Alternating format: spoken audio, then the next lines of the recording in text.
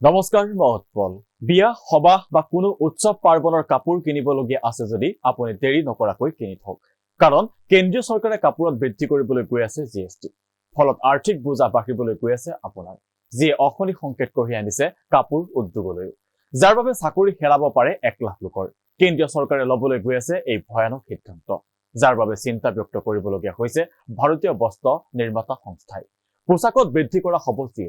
GST কাউন্সিলে সিদ্ধান্ত গ্ৰহণ কৰিছে যে 1500 টকাৰ পৰা 10000 টকীয়া কাপোৰত জিএছটি বৃদ্ধি কৰা হ'ব 18% আৰু 10000 টকাৰ ওপৰৰ কাপোৰত জিএছটি বৃদ্ধি কৰা হ'ব 28% পৰ্যন্ত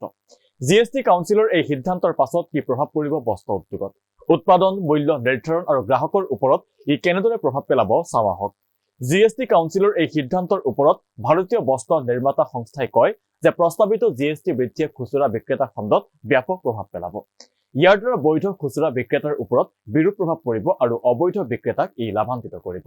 ইতিমধ্যে বহু সৰু আৰু মধ্যম বৰ্গৰ উদ্যোগসমূহে বহুত কম লাভ মাৰ্জিনত ব্যৱসায় কৰি আছে এতিয়া আকৌ আৰু কম লাভ বা কম উপাৰ্জনৰ সন্মুখীন হ'ব এই সকল ব্যৱসায়ী ই বৃদ্ধি কৰিব জীৱিকাহীনতা ভাৰতৰ হ্যান্ডলুম সেক্টৰে নিযুক্তি প্ৰদান কৰিছে 2 কোটিতকৈও অধিক লোকক ই ভাৰতৰ সাংস্কৃতিক ঐতিহ্যত পালন কৰি আছে এটা মহত্বপূৰ্ণ ভূমিকা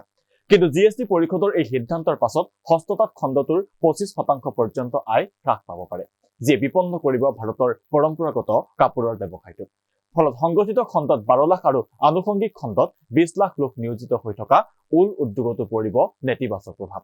ই ঘোষণা কৰিব মুদ্ৰাস্ফীতিৰ ফলত বিশেষকৈ মহিলাসকল অধিক প্ৰত্যাহ্বানৰ মুখত পৰিব উদযাপন আৰু উৎসৱৰ সৈতে জড়িত সামগ্ৰীৰ ওপৰত অধিক কৰ আৰোপ কৰা হলে খৰচ আৰু অধিক বৃদ্ধি পাব যেটো ইতিমধ্যে বৃদ্ধি পাইছে ফলত ঘটিব অৰ্থনীতিৰ ব্যাপক বিপৰ্যয় বহু মধ্যবিত্ত পৰিয়ালৰ বাবে গুৰুত্বপূৰ্ণ বিয়া আৰু অন্যান্য সাংস্কৃতিক উদযাপন কৰাটো হৈ পৰিব আৰ্থিক বোজা